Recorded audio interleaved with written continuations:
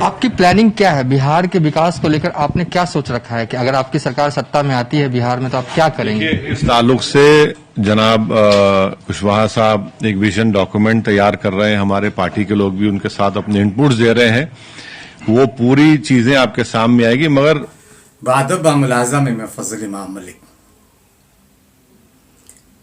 All India मजलिस इत्तेहादुल मुस्लिमीन यानी AIMIM और उसके प्रमुख असदुद्दीन ओवैसी की धमक बिहार में महसूस की जा रही है।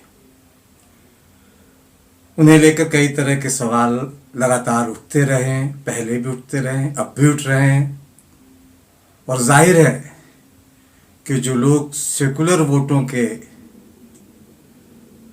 सबसे बड़े दावेदार हैं या जो मुसलमानों के वोटों पर अपनी ही दावेदारी समझते रहे हैं या जो समझते हैं कि मुसलमानों का वोट उनकी जागीर है, वो ओवैसी के साहब के आने से यकीनन परेशान है। बिहार में 2015 में बिहार के सीमांचल में 5 सीटों पर AIMIM ने चुनाव लड़ा था, कामयाबी नहीं मिली थी और लेकिन उपचुनाव जब हुआ किशनगंज में तो AIMIM ने सीट जीतकर बिहार में अपना न सिर्फ खाता खोला बल्कि सीमांचल में अपनी पकड़ भी मजबूत बनाई।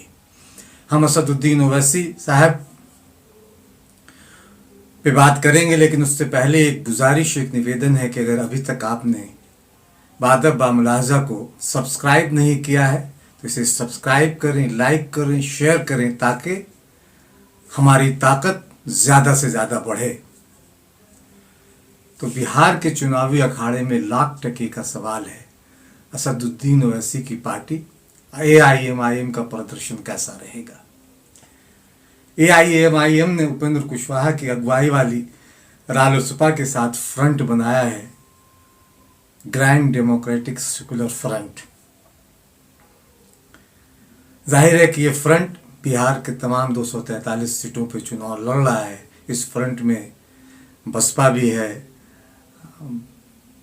ओम प्रकाश राजभर की पार्टी सहलदेव, भारतीय समाज पार्टी भी है, देवेंद्र यादव की पार्टी, समाजवादी राष्ट्रीय दल डेमोक्रेटिक भी है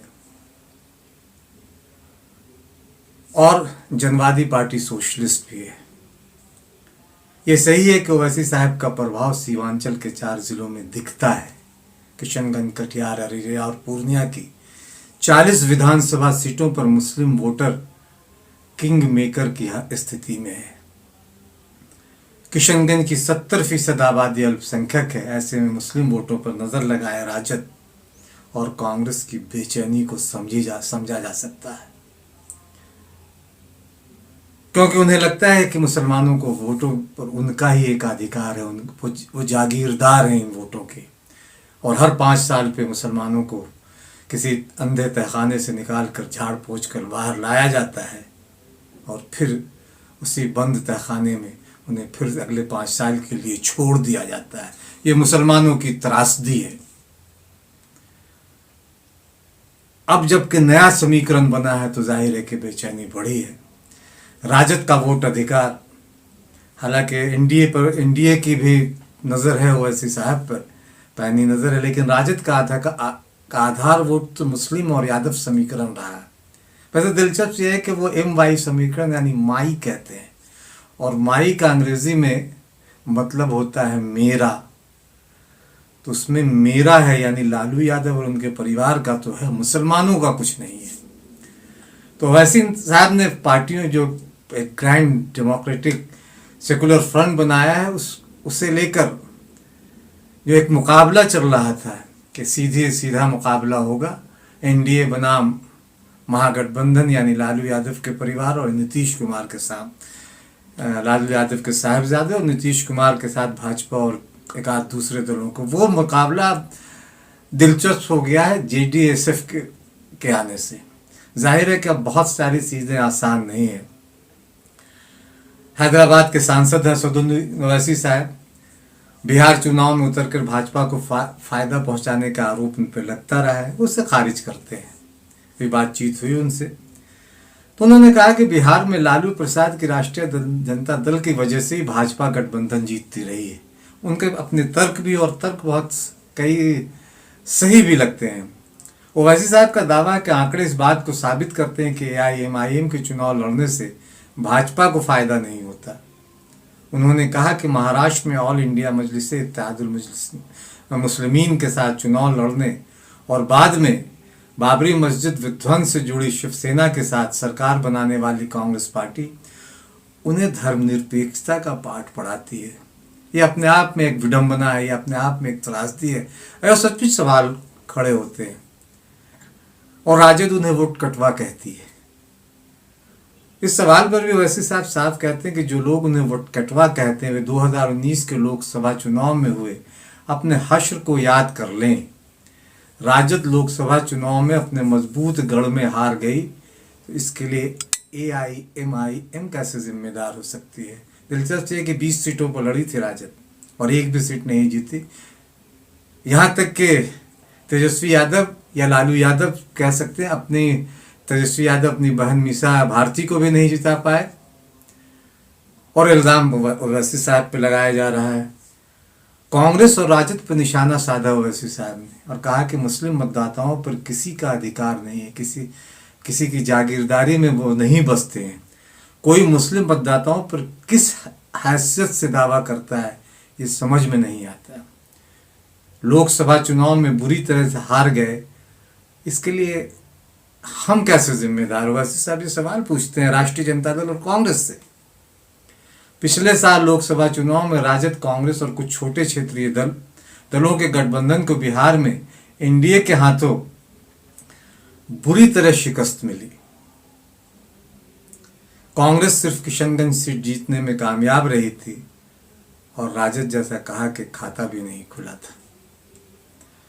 लोकसभा चुनाव में ओवैसी साहब के मुताबिक लोकसभा चुनाव में पूरे बिहार में सिर्फ एक सीट किशनगंज पर ही चुनाव लड़ा, वहां भाजपा नहीं जीती, कांग्रेस जीती। बाकी 39 सीटों पर एआईएमआईएम ने उम्मीदवार नहीं उतारा। तो फिर कांग्रेस और राजद की जोड़ी सब जगहों पे हार कैसे गई, उनके बहुत वाजिब सवाल है। सवाल वो करते हैं कि फिर बताएं कि वोट कटवा कौन साबित हुआ। हम खड़े हुए जहां, वहां तो कांग्रेस जीत गई, तो यानी हमने भाजपा का वोट काटा, उनका तर्क है ये।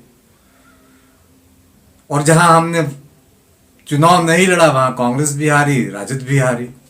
तो यकीनन बिहार में अपने पार्टी के सियासी, वो कहते मानते हैं कि हमने बिहार में अपने सियासी सफर का आगाज सीमांचल से शुरू किया।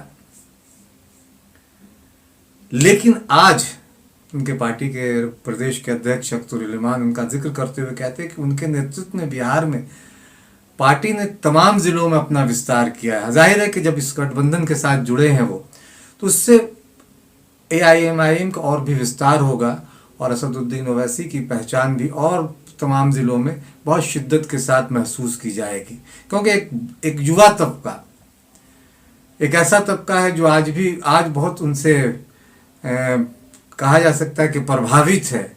कई लोग उन्हें आदर्श अपना मानते हैं और सवाल उठाते हैं कि लॉकडाउन के समय 28 लाख से ज्यादा मजदूर भूख और गरीबी की हालत में बिहार लौट रहे थे, तब राजद का चेहरा यानी मुख्यमंत्री का चेहरा तेजस्वी यादव पर व्यंग करते हैं कि दिल्ली में बैठा हुआ था।